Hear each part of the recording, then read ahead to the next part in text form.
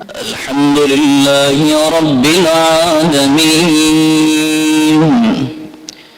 والصلاة والسلام على سيد الأنبياء والمرسلين. أما بعد، فأعوذ بالله من الشيطان الرجيم. بسم الله الرحمن الرحيم. قال الله تبارك وتعالى: يا أيها الذين آمنوا لا تتخذوا اليهود والنصارى أولياء. صدق الله العظيم، وصدق رسوله النبي الكريم الأمين. إن الله وملائكته يصلون على النبي يا أيها الذين آمنوا صلوا عليه وسلموا تسليما. اللهم صل وسلم على سيدنا محمد. قد ضاقت حيلتي أدركني يا رسول الله صلى الله تعالى عليه وسلم. مولاي صل وسلم دائما أبدا على حبيبك خير الخلق كلهم. يا رب بالمصطفى بلغ مقاصدنا واغفر لنا ما مضى يا واسع الكرم.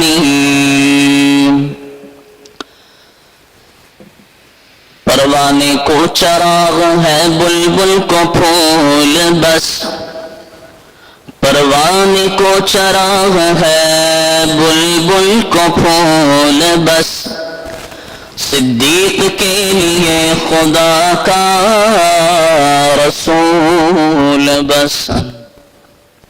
اور غوث اعظم بمنے بے سر و ساما مددے، قبلہ دی مدد کعبہ و ایمان مدد.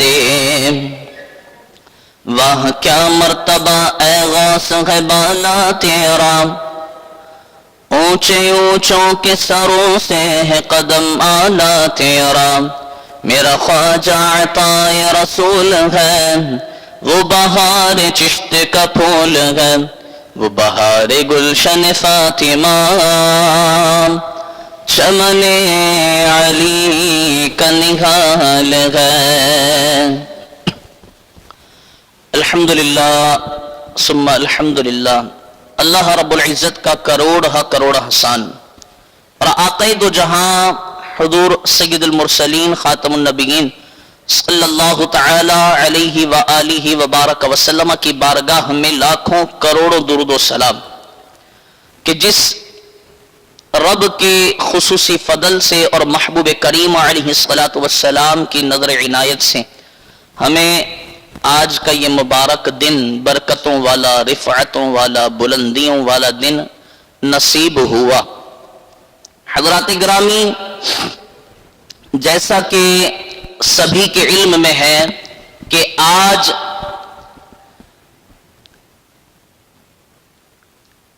دسمبر کی 30 تاریخ اور کل سال 2022 کا آخری دن ہوگا، اور اتوار ہم ایک نئے سال میں داخل ہوں گے، سال 2023.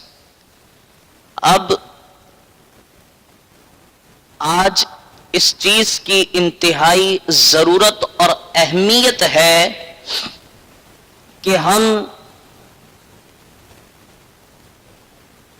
جب نیا سال شروع ہوتا ہے، پرانا ختم ہو رہا ہے، تو ہم مسلمانوں کے طور پر زندگی کی وہ رات گزارتے ہیں یا یہود و نصارہ کے طور پر. اس چیز کی بڑی ضرورت ہے کہ ہم جہاں ہر موضوع اور ہر بات پر عوام کی آگاہی کا سبب بنتے ہیں، تو یہاں پر بھی ہم پر لازم ہے کہ ہم امت مسلمہ کو یہ بتائیں کہ جناب 2022 ختم ہو رہا ہو یا 2023 ختم ہو رہا ہو یا 2050 ختم ہو رہا ہو، ایک مسلمان کی زندگی کا طریقہ کیا ہونا چاہیے، اور وہ طریقہ جو ہم اپنا چکے ہیں، یہ طریقہ کس کی دین ہے، یہ طریقہ کس نے ہمیں دیا ہے، یہ طریقہ ہم نے کہاں سے منتخب کیا، جس طریقے پر ہم اپنے نئے آنے والے سال کا آغاز کرتے ہیں۔ جب یہ سبھی کے علم میں ہے، جب نیا سال شروع ہوتا ہے تو رات ٹھیک 12 بجے وہ لوگ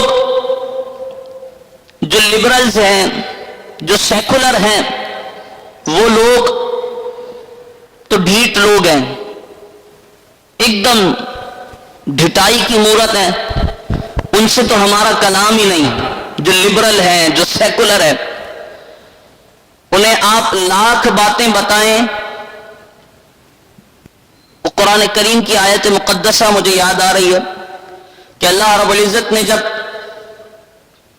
نبی کریم صلی اللہ علیہ وسلم سے فرمایا کہ یہ جو منافقین ہیں، مفہوماً عرض کر رہا ہوں، یہ جو منافقین ہیں، آپ ان سے کہہ دیں کہ بھئی ان لوگوں کی طرح ایمان لاؤ جو ایمان لائے۔ وَإِذَا قِيلَ لَهُمْ آمِنُوا كَمَا آمَنَ النَّاسِ، ان لوگوں کی طرح ایمان لاؤ جو ایمان لائے، یعنی صحابہ کرام علیہم رضوان۔ تو منافقین نے یہ کہا،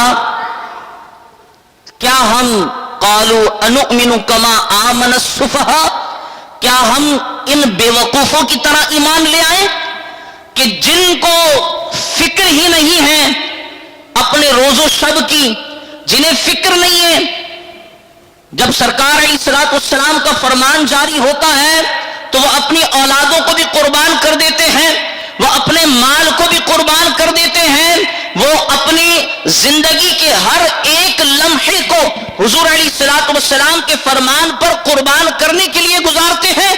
تو ظاہری طور پر دنیاوی اعتبار سے ان منافقین کی نظر میں یہ جو سلسلہ تھا، یہ بے وقوفوں کا سلسلہ تھا۔ تو منافقین کہنے لگے کیا ہم ان بے وقوفوں کی طرح ایمان لے آئے، معاذ اللہ۔ تو اللہ رب العزت نے فرمایا کہ یہ نہیں، بے وقوف تو تم ہو۔ تو آج کے جو لبرلز اور سیکولر لوگ ہیں، ان کی مثال بالکل اسی طرح ہے کہ اگر انہیں دین کی کوئی بات بتا دی جائے تو کہتے کیا ہم بے وقوفوں کی طرح یہ کام شروع کر دیں، کیا ہم فلاں کی طرح یہ کام شروع کر دیں۔ تو ضرورت اس امر کی ہے کہ جناب ہمارا کلام لبرلز اور سیکولرز لوگوں سے ہے ہی نہیں، وہ تو ڈھیٹ ہیں۔ انہیں اگر جلتے ہوئے توے پر بیٹھ کر بھی کوئی کہے نا کہ یہ کام تمہارے فائدے کا نہیں، لیکن لبرلز اور سیکولرز لوگوں کو ایسی پٹی پڑائی گئی کہ وہ آج بھی کہتے ہیں نہیں ہمارے فائدے کا ہے یہ نہیں، بس ہمیں نظر آ رہا ہے کہ یہ دنیا کے قدم سے قدم ملا کر چلنے والا کام ہے۔ لبرلز اور سیکولر لوگ اتنے ڈھیٹ ہیں۔ اب ان کی دیکھا دیکھ، ان کے پیچھے پیچھے، ان کے نقش قدم پر ہمارے وہ لوگ جن کے دلوں میں دین کا تھوڑا سا درد باقی تھا، جن کے دلوں میں دین کا تھوڑا سا درد باقی تھا، وہ بھی ان کے پیچھے پیچھے چل پڑے کہ لبرلز اگر 5 اسٹار چورنگی پر کھڑے ہو کر کے سال کے آغاز پر ناچتے ہیں تو میں نے بھی اپنی ماں بیٹی کو نچانا ہے، اور اگر میں اپنی ماں بیٹی کو نہیں نچا رہا جا کر تو میں نے خود ناچنا ہے، اور میں خود نہیں ناچ رہا تو مجھے کسی کی ماں بہن بیٹی کو ناچتے ہوئے دیکھنا ہے۔ یہ ہمارا مزاج بن چکا ہے۔ حالانکہ یہ مزاج مسلمانوں کا نہیں تھا، مسلمانوں کا یہ مزاج نہیں تھا، لیکن ہمارا مزاج یہ بن چکا ہے۔ اور پھر مزے کی بات یہ ہوتی ہے چلیں جی ہم 5 اسٹار چورنگی یا کسی ایسی جگہ پر جہاں فحاشی کا بازار گرم ہو چکا ہو وہاں پر ہم نہیں جاتے، امام صاحب ہم وہاں تھوڑی جاتے، ہم تو اپنے گھر کی چھت پر کھڑے ہو کر کے بس فائرنگ کرتے ہیں، ہم اپنی چھت پر کھڑے ہو کر بس فائرنگ کرتے ہیں۔ تو یہ بھی مسلمانوں کا طریقہ نہیں تھا۔ اب یہ طریقہ ہمیں ملا کہاں سے، یہ طریقہ کس کی دین ہے؟ آئیے سرکار علیہ الصلوۃ والسلام کے مبارک امتی، جو واقعی برکت والی امت ہے، جس امت میں بھی برکت ہے اور اس امت کی اپنی ایک الگ برکت ہے. تو جب ہم زیادہ پیچھے سے شروع نہیں ہوں گے، اس میں وقت بہت لگ جائے گا. اللہ رب العزت نے مسلمانوں کو ایک عظیم قائد عطا فرمایا، اور اس قائد کے بڑے ہی عظیم رفقا اللہ رب العزت نے عطا فرمائے. قائد اعظم محمد علی جناح، ڈاکٹر علامہ محمد اقبال اور مولانا عبد الحامد بدایونی، مولانا ظفر علی خان نعمانی، یہ سارے رفقا، اور اس کے علاوہ دیگر پیر سید جماعت علی شاہ صاحب، مولانا عبد العلیم میرٹھی صدیقی رحمہم اللہ تعالی علیہم اجمعین، جب یہ عظیم الشان قائد اللہ رب العزت نے مسلمانوں کو عطا فرمائے، تو ان جتنے بھی یہ قائدین تھے، ان کی قائدانہ صلاحیتوں کی وجہ سے اللہ رب العزت نے مسلمانوں میں ایک شعور بیدار کیا، اور اس شعور بیدار ہونے کے نتیجے میں اللہ رب العزت نے مسلمانوں کو ایک وطن عطا فرمایا، مملکت خدا داد پاکستان، جس کی بنیاد ہی یہی تھی، دو قومی نظریہ، کہ ہم مسلمان ہیں اور ہماری زندگی کے شب و روز مسلمانوں والے ہیں، نہ ہماری رسم و رواج ہندوؤں کی عیسائیوں کی طرح ہیں، نہ ہمارے شب و روز ہندوؤں اور عیسائیوں کی طرح ہیں، نہ ہمارے زندگی گزارنے کا کوئی طریقہ ہندوؤں اور عیسائیوں کی طرح ہے. ہم مسلمان ہیں، مسلمانوں کی طرح زندگی گزارتے ہیں. لہذا اب ہمیں ایک محنت کے بعد اللہ رب العزت نے ہمیں یہ ایک آزاد مملکت خدا داد پاکستان عطا فرمایا. اب کسی کے منہ سے نوالا چھین لیا جائے تو اسے تکلیف تو ہوتی ہے نا، اسے تکلیف تو ہوتی ہے. آپ نے انگریزوں کے منہ سے چھین کر ایک زمین کا ٹکڑا اپنے نام پر منسوب کیا تو انگریزوں کو تکلیف تو ہونی تھی. پھر انگریزوں کی ایک تحریک شروع ہوئی، اس تحریک کو کہتے ہیں تحریک استشراق. تحریک استشراق، یہ تحریک شروع ہوئی. اب انہوں نے کام کیا کیا؟ انہوں نے دیکھا کہ جناب مسلمان اپنے دین سے بہت مخلص ہیں، دل سے اپنے دین کو، دین اسلام کو چاہتے ہیں. جو قائدین ان کے فرما دیتے ہیں، جو علماء مسلمانوں کے فرما دیتے ہیں، مسلمان اس سے پیچھے نہیں ہٹتے. تو اب کیا کیا جائے؟ پتہ لگایا جائے کہ جناب یہ جو مسلمانوں کے اندر اتنی اپنے قائدین کی بات ماننے کی صلاحیتیں پیدا ہوئی ہیں، یہ کس وجہ سے ہوئی؟ پتہ کیا جناب یہ اپنے آقا مولا صلی اللہ تعالی علیہ وآلہ وبارک وسلم سے بڑی محبت کرتے ہیں. یہ مسلمان اپنے نبی سے بڑی محبت کرتے ہیں. تو انگریزوں نے بڑی کوشش کی کہ یار نبی کی محبت کو ان کے دل سے نکال دو، نبی کریم صلی اللہ علیہ وسلم کی محبت کو ان کے دل سے نکال دو. پھر ممکن ہے کہ یہ اپنے قائدین کی جو بات کو اس انداز میں مانتے ہیں کہ قائد اگر کہہ دیں جناب رات کے 12 بجے دن کے 12 بجے ہیں تو مسلمان یہ کہیں کہ ہاں دن کے 12 بجے ہیں. قائد اگر کہہ دے دن میں کہ رات کے 12 بجے ہیں تو مسلمان کہہ دے کہ جناب ہاں رات کے 12 بجے ہیں. تو یہ چیز مسلمانوں کے اندر سے نکالنے کے لیے انہوں نے، انگریزوں نے مسلمانوں کے دل سے حضور علیہ الصلوۃ والسلام کی محبت کو کھینچنا شروع کیا، اور وقتاً فوقتاً چھوٹے چھوٹے اٹیک، اس طرح حملے کیے حضور علیہ الصلوۃ والسلام کی ناموس پر، عزت پر. لیکن بہرحال اس نتیجے پر پہنچے کہ بھئی حضور علیہ الصلوۃ والسلام کی محبت ان کے دل سے نکالی نہیں جا سکتی. اور یہ حقیقت ہے الحمدللہ کہ انگریز کتنا بھی ہوشیار ہو جائے، نبی کریم صلی اللہ علیہ وسلم کی محبت ہمارے دلوں سے نہیں نکال سکتا. اب انگریز ہار گئے کہ یار نبی کریم صلی اللہ علیہ وسلم کی محبت تو ان کے دل سے نہیں نکل رہی. اب کیا کیا جائے؟ اب یہ کیا جائے کہ مسلمانوں کو فیشن کی بھٹی میں جھونک دیا جائے، مسلمانوں کو فیشن کا دیوانہ بنا دیا جائے کہ ہم دین چھین تو نہیں سکتے ان سے، لیکن ان کو ان کے دین پر شکوک و شبہات پر قائم کر دیا جائے، یہ اپنے ہی دین سے مشکوک ہو جائے، اگرچہ یہ مسلمان رہیں، اگرچہ ان سے اسلام چھینا نہ جائے، لیکن یہ اپنے ہی دین پر مشکوک ہو جائے، ہر ایک بات پر اعتراض کریں، ہر ایک عمل کو دنیا کی قدم سے قدم ملانے کے چکر میں ہر ایک عمل کو یہود و نصارہ کی طرح کیا کریں۔ تو تحریک استشراق نے یہ کام کیا۔ یہ پہلے تو نہیں ہوتا تھا، جب سال شروع ہو رہا ہے تو اس طرح ہلڑ بازیاں، چھچوڑا پن، بائکوں کے سیلنسر نکال کر کے ادھر سے ادھر گھومنا اور فائرنگ، پٹاخے، گانے، باجے، یہ پہلے تو نہیں تھا۔ یہ انگریزوں نے ہمیں فیشن کی طرف آگے بڑھایا کہ چلیے جناب، جب مسلمان فیشن کی طرف جانے لگے تو پھر انگریزوں نے دوسرا حربہ استعمال کیا، اپنی رسم و رواج مسلمانوں میں۔ اب وہ رسم و رواج کیا ہے؟ وہ رسم و رواج یہ کہ مسلمان اگر کسی نائی کی دکان پر بھی جائے نا، بھئی یہ بال کاٹنا سنت ہے، بال کاٹنا سنت ہے، لیکن مسلمان اگر کسی نائی کی دکان پر جائے تو حضور علیہ الصلوۃ والسلام کے فرمان کے خلاف اپنے بال کٹوائے۔ اللہ کے رسول صلی اللہ علیہ وسلم نے فرمایا سر کے آدھے بال کاٹنا یہ حرام ہے، آدھے بال کاٹنا یہ حرام ہے، پورے بال کاٹے جائیں یا پورے بڑھائے جائیں۔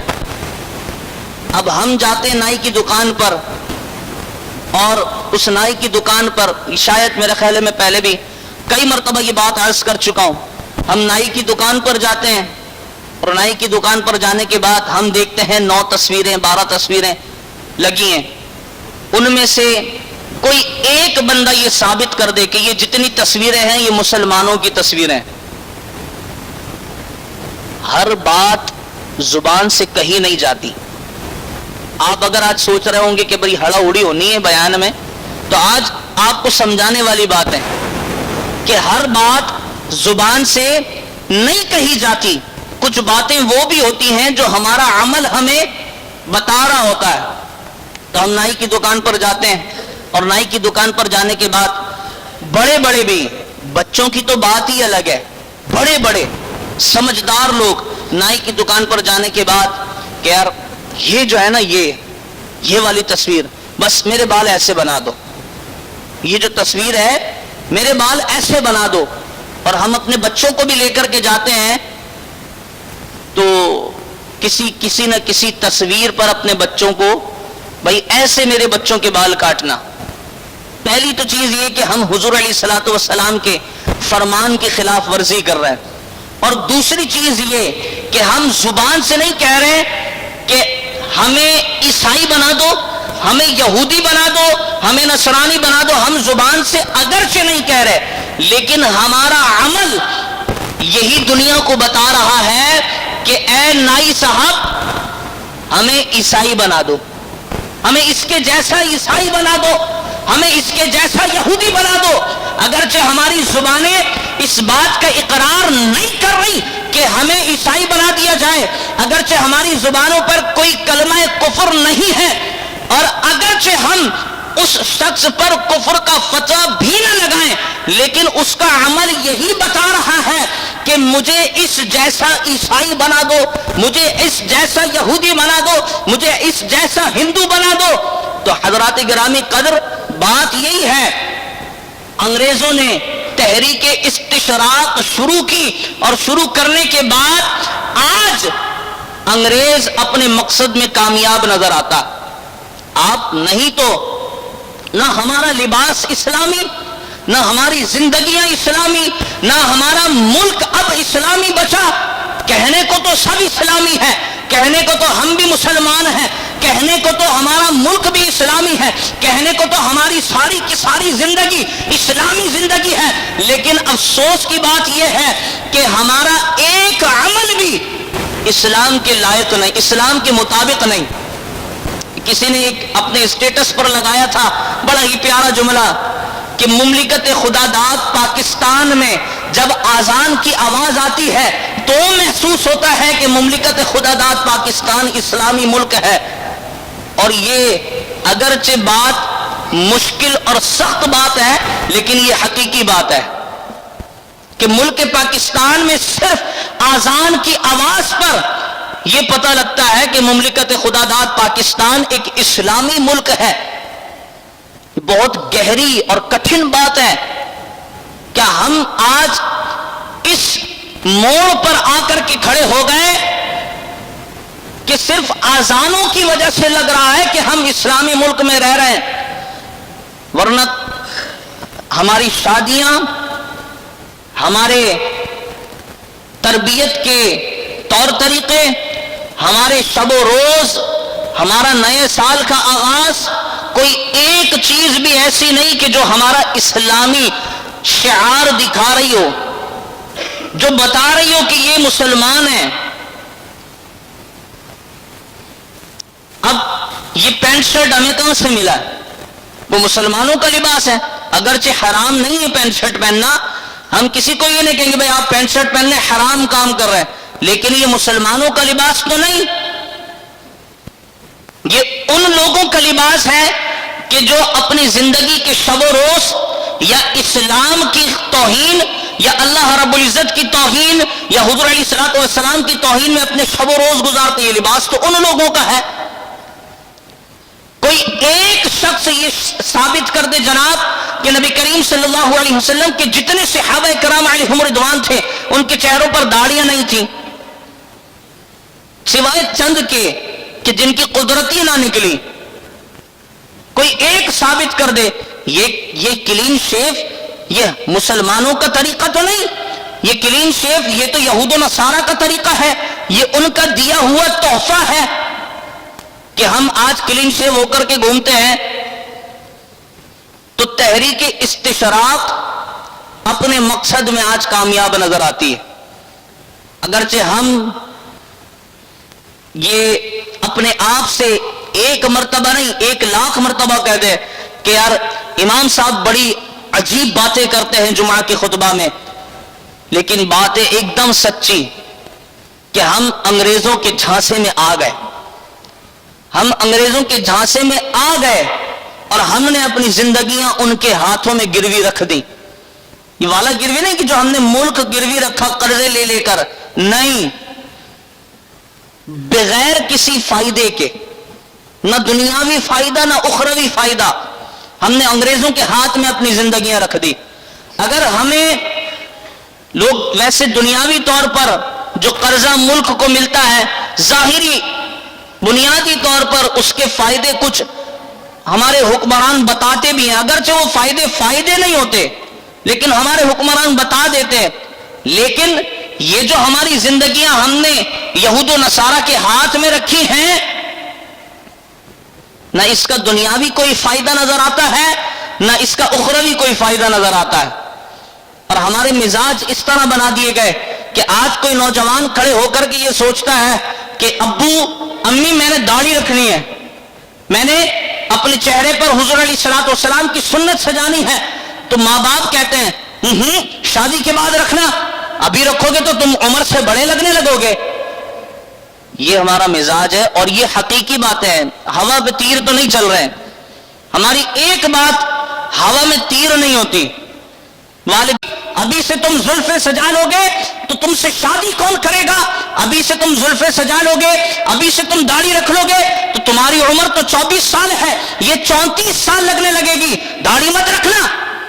یہ ہمارے والدین کے طریقے ہیں. تو یہ تربیت مسلمانوں کی تربیت نہیں تھی، یہ تربیت یہود و نصارہ کی تربیت ہے. جب ہم نے اس تربیت کو اپنایا، کس وقت؟ جب اللہ رب العزت کا واضح فرمان موجود تھا، یا ایھا الذین آمنوا لا تتخذوا الیہود والنصارى اولیاء، اے ایمان والو یہود و نصارہ کو اپنا دوست مت بنانا، یہود و نصارہ سے دوستی مت لگانا. اب بات یہ ہے کہ جو بات اللہ رب العزت ہم سے فرما رہا ہے کہ یہود و نصارہ سے دوستی مت لگانا، یقیناً اللہ رب العزت منع فرما رہا ہے، تو اس دوستی میں نقصان ہے، اس دوستی میں نقصان ہے، لیکن ہم ہیں، ہم تو پیدا ہوئے تھے تو جنتی پیدا ہوئے تھے، ہم جب بڑے ہوئے بالغ ہوئے تو ہم جنتی ہو گئے. کیوں؟ ہم مسلمان گھر میں پیدا ہوئے. بھائی مسلمان گھر میں، ارے بھائی وہ صحابہ کرام علیہم رضوان کا زمینوں پر، تپتی ہوئی زمینوں پر لٹایا جانا وہ کیا تھا؟ بس وہ جو عمل کرنے تھے انہوں نے کر لیے. ہم تو جنتی پیدا ہوئے، ہم نے اب کوئی عمل نہیں کرنا، ہم نے اپنی زندگی گزارنی ہے یہود و نصارہ کے طور طریقے پر، اور ہم نے اپنی زندگی کا کوئی دن ایسا نہیں گزارنا جو مسلمانوں کی طرح ہو. ہم نے بس یہود و نصارہ کے طور طریقے، یہود و نصارہ نے جو ہمیں بتایا ہے ہم وہی کریں گے، جو اللہ کے نبی ہم سے فرما گئے ہم نے وہ نہیں کرنا.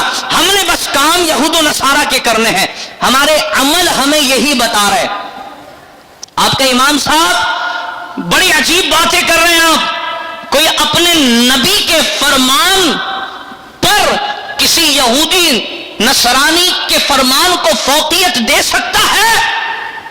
میں آپ سے پوچھ رہا ہوں، چلے آپ کو بتا رہے ہیں کہ اللہ کے نبی نے یہ بات فرمائی ہے اور ایک یہودی یہ بات کہہ کر گیا ہے، تو آپ بھی کہیں گے نا کہ نہیں نبی کی بات تو نبی کی بات ہے، تو پھر اس پر عمل کیوں نہیں؟ اس پر عمل کیوں نہیں؟ اللہ کے نبی نے فرما دیا دوستی نہیں رکھنا، اللہ رب العزت نے فرما دیا دوستی نہیں رکھنا، یہ دوستی تمہیں نقصان پہنچائے گی. اب دوستی ہے کیسی؟ بھلے امام صاحب ہم کسی یہودی کسی نصرانی کے گھر پر جا کر کے تھوڑی بیٹھتے ہیں، ہم کسی یہودی کسی نصرانی کی دوستیوں میں تھوڑی پڑ گئے ہیں.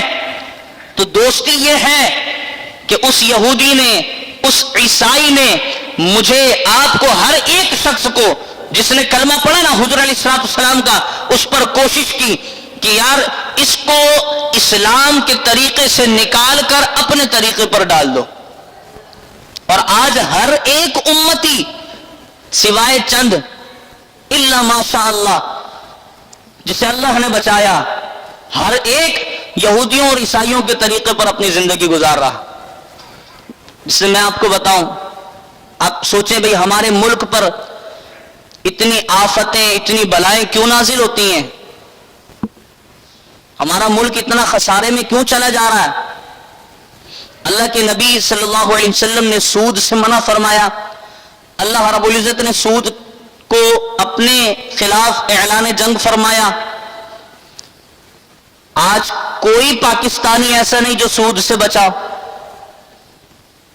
آپ بولیں ملکی قرضے کی بات کر رہے ہیں، نہیں ملکی قرضے کی تو بات ہی نہیں کر رہا میں، وہ ہمارے کندھوں پہ ہے ہی نہیں، اس کا خمیازہ تو حکمران بھگتیں گے. ہاں جنہوں نے وہ قرضہ لیا اور جن لوگوں نے حمایت کی، ہر ایک سود کے زمرے میں آئے گا. سود لینا اور دینا دونوں چیزیں.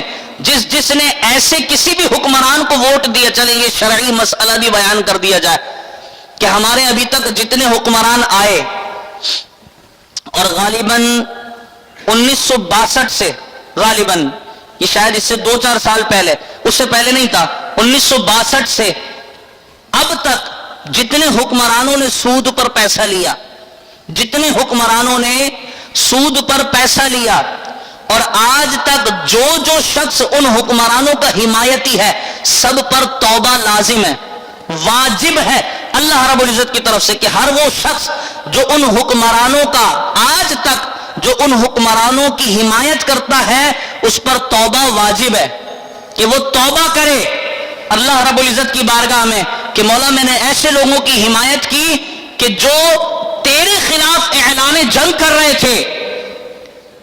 لیکن ہمارے تو آج بڑی عجیب بات ہے، آج کی گفتگو، بس اللہ ہم پر رحم فرمائے، بولے نا آمین.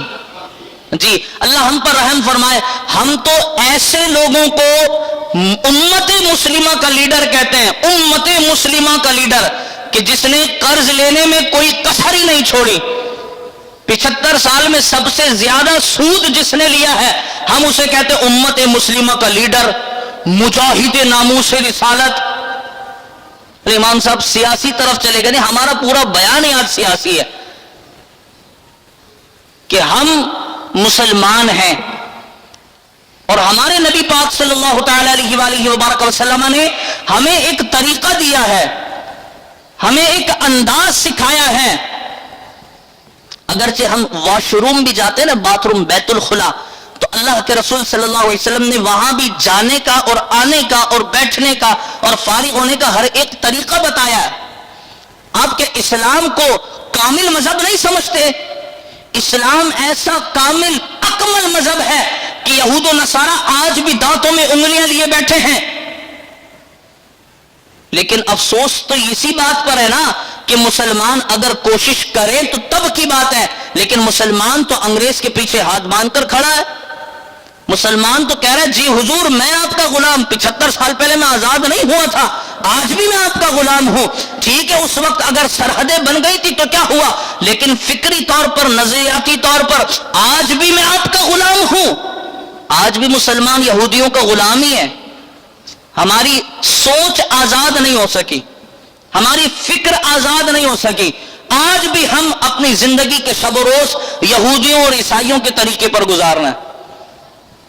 پھر ہمیں اس ملک کو حاصل کرنے کی ضرورت ہی نہیں تھی. جس وجہ سے یہ ملک حاصل کیا گیا پھر تو ضرورت ہی نہیں تھی. یہ ملک نہ بنتا. بڑی عجیب بات ہے، ملک بنا اس لیے بنا تھا کہ مسلمانوں کے خلاف لڑائی کریں، جنگ کریں اور ایک دوسرے کا قتل کریں. اگر انڈیا میں ہوتے آج خوش قسمتوں میں تو لکھے جاتے یار کافر کے ہاتھ سے مار کھائی ہے، یہ کافر کو مار کر کے شہید ہوئے ہیں. آج تو مسلمان کو مار کے کہتا ہے جناب میں شہید ہوں، یہ شہید کی فیملی ہے، یہ شہید کا گھرانہ ہے. تو پاکستان اس لیے بنا تھا، نہ امت مسلمہ کی یہ تربیت تھی. امت مسلمہ کی تربیت یہی تھی، یا ایھا الذین آمنوا لا تتخذوا اليہود والنصارى اولیاء، دوست مت بنانا ان کو، یہ اچھے دوست نہیں ہیں. امت مسلمہ کی تربیت یہ تھی، لقد کان لکم فی رسول اللہ اسوۃ حسنہ. امت مسلمہ کی تربیت یہ تھی کہ اصحابی کالنجوم، یہ میرے صحابہ ہیں، یہ ستارے ہیں، اور یہ میری اہل بیت ہیں، یہ کشتی ہے. امت مسلمہ کی تربیت یہ تھی کہ اللہ کے رسول صلی اللہ علیہ وسلم نے فرمایا کہ اپنی اولاد کو ایک محبت رسول، ایک محبت اہل بیت، ایک محبت قرآن، یہ 3 چیزیں سکھانا. لیکن افسوس کی بات یہ ہے کہ ہمارے دوست یہودی اور نصرانی ہماری تربیت اللہ کے رسول صلی اللہ علیہ وسلم کی سیرت سے بالکل ہٹ کر کے ہمیں آج تربیت میں سب کچھ سکھایا جاتا ہے، ممی ڈیڈی سب بتا دیا جاتا ہے. ہماری تربیت میں آج ہمیں فیڈر سے دودھ پینا بھی سکھا دیا جاتا ہے. ہماری تربیت میں اگر کچھ نہیں سکھایا جاتا تو وہ محبت رسول کے نغمے نہیں سکھائے جاتے، وہ محبت اہل بیت کے ترانے نہیں ہماری تربیت میں گنگنائے جاتے، محبت قرآن کی چاشنی ہمارے ایمان میں نہیں بھری جاتی. افسوس یہی ہے آج جو امت مسلمہ کی یہ نسل جو موجودہ چل رہی ہے وہ یہودیوں اور نصرانیوں کے طریقے پر اگر چل رہی ہے تو اس کی سب سے بڑی وجہ ماں باپ ہیں جنہوں نے تربیت صحیح نہیں کی. اور ماں باپ کی تربیت وہ تو یہودی نصرانی کر ہی رہے ہیں، وہ تو یہودی اور نصرانی کر ہی رہے ہیں. جب ہم چھوٹے تھے تو ہماری دادی بار بار کلمہ پڑھا کرتی تھی، بار بار کلمہ پڑھا کرتی تھی. جب ہم چھوٹے تھے تو ہمارے تایا یا دیگر جو بڑے تھے گھر کے، وہ گھر میں دسترخوان پر بیٹھنے کے بعد کہ چلو بچوں آج میں تمہیں سناؤں کہ اللہ کے رسول صلی اللہ علیہ وسلم غزوہ بدر میں کس طرح شجاعت اور بہادری سے لڑا کرتے تھے. جی یہ میں حقیقت عرض کر رہا ہوں. ہمارے تایا نے ہمیں بڑے قصے سنا دسترخوان پر بیٹھ کر. چلو بچوں آج میں تمہیں بتاؤں غزوہ احد میں میرے نبی کریم صلی اللہ علیہ وسلم کس طرح شجاعت اور بہادری سے لڑے. چلو بچوں میں تمہیں بتاؤں لوگوں نے زکوٰۃ نہیں دی تو حضرت ابوبکر صدیق نے جہاد کا اعلان کر دیا ان لوگوں کے خلاف. چلو بچوں میں تمہیں بتاؤں کہ حضرت ابوبکر صدیق کے زمانے میں مسیلمہ کذاب اپنا لشکر لے کر کے آ گیا تو حضرت ابوبکر صدیق رضی اللہ تعالیٰ عنہ نے پھر وہاں بھی جہاد کا اعلان کیا اور مسیلمہ کذاب کو نیست و نابود کروا دیا. یہ تو ہمارے بڑے قصے سنایا کرتے تھے.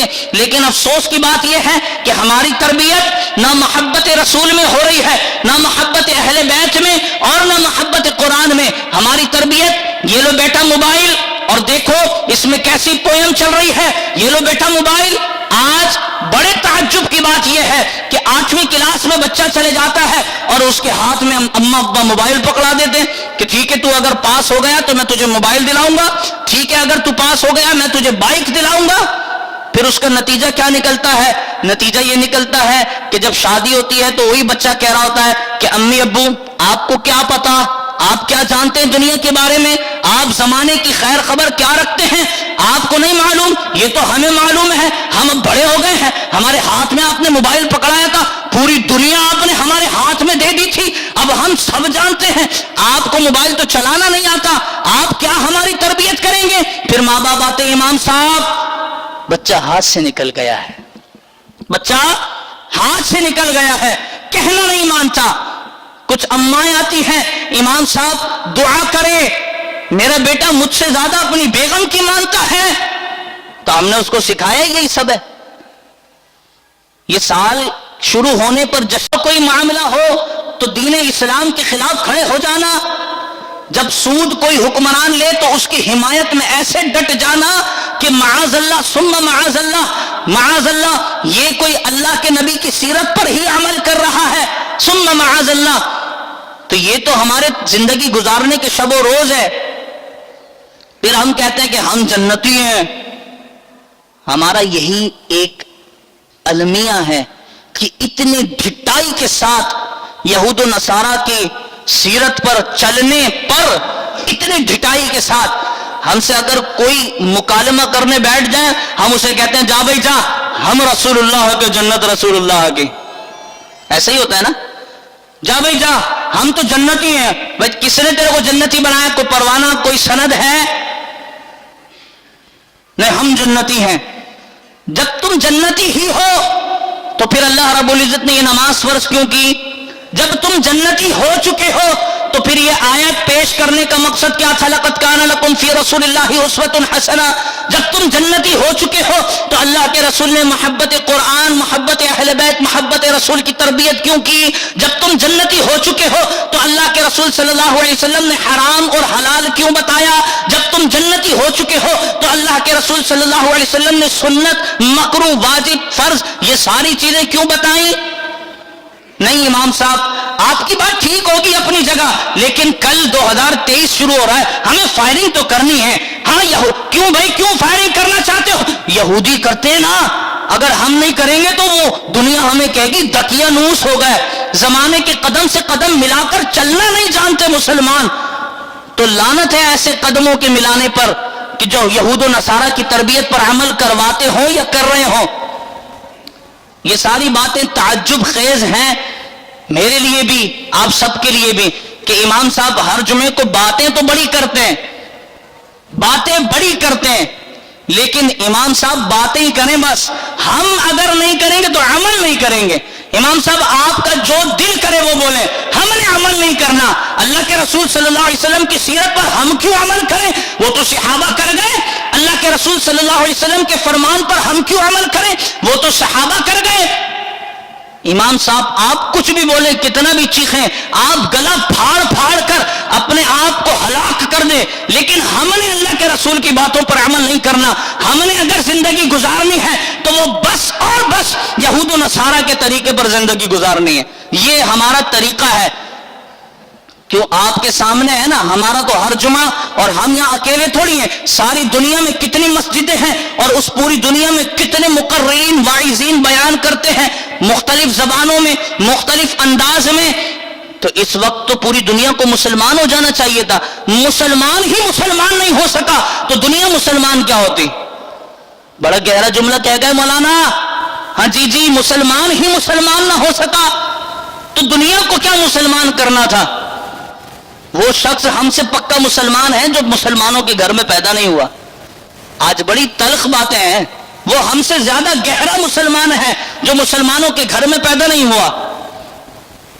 لیکن ہم تو مسلمان کے گھر میں پیدا ہوئے تھے، ہمیں تو امی ابو نے بچپن میں سکھا دیا تھا، بچہ پہلا کلمہ طیب، دوسرا کلمہ شہادت، اب لہٰذا ہم جنتی ہو چکے ہیں۔ اب یہ عمل سارے جائیں ادھر اور ادھر، ہمیں کوئی مطلب نہیں، ہم تو جنتی ہو چکے ہیں۔ ہم نے نہ چہروں پر داڑیاں سجانی ہیں، نہ ہم نے لباس میں اللہ کے رسول صلی اللہ علیہ وسلم کی سنت پر عمل کرنا ہے، نہ ہم نے اسلام کے کسی طریقے پر اپنی زندگی کے دن اور رات گزارنے ہیں۔ ہم نے بس اگر کچھ کرنا ہے، اگر ہماری زندگی کا کوئی مقصد ہے، اگر ہماری زندگی کسی طرف چل رہی ہے تو وہ بس صرف اور صرف یہود و نصارہ کا طریقہ ہے۔ امام صاحب، آپ باتیں کر کے اپنا وقت ضائع کرتے ہیں، آپ باتیں کر کے اپنے گلے کو دکھاتے ہیں، ہمارے کانوں پر کوئی جو نہیں رینگتی، ہم نے بس یہود و نصارہ کے طریقے پر عمل کرنا ہے۔ ایسی باتیں یہ حقیقی باتیں، اب کوئی آ کر گریبان پکڑ لے امام صاحب کا کہ خبردار، اب اتنے سخت جملے نہیں کہنے، لیکن جو حقیقت ہے وہ زبان سے رک نہیں سکتا۔ اے کاش اے کاش اے کاش، جو شان اللہ کے رسول صلی اللہ علیہ وسلم نے آپ کو عطا فرمائی، اے کاش ہم اور آپ اس شان کے مستحق بنی جائیں۔